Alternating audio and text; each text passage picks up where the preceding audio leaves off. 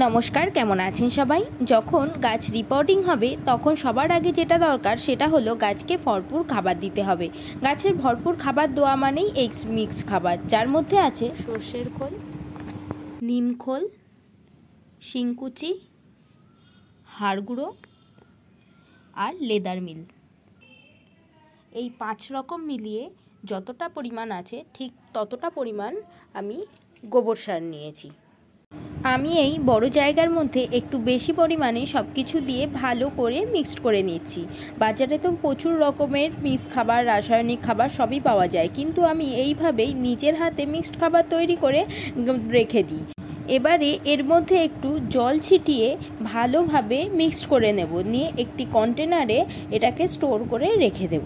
এইভাবে রেখে দিলে মিক্সড খাবারটি ভালোভাবে ডিকম্পোস্ট হয়ে যাবে। যেহেতু এই খাবারটা স্টোর করে রাখি, তাই মাসে একবার করে বার করে একটু ভালো করে রোদ খাইয়ে নিয়ে আবার আমি কন্টেনারে ভরে রেখে দিই। আর এই খাবারটি গাছে পরিমাণ মতো দিতে থাকি, তাতে গাছ তো ভালো থাকেই আর তার সাথে গাছের গ্রোথও খুব ভালো হয়। যাই হোক, আজকে ভিডিওটি কেমন লাগলো বলবেন।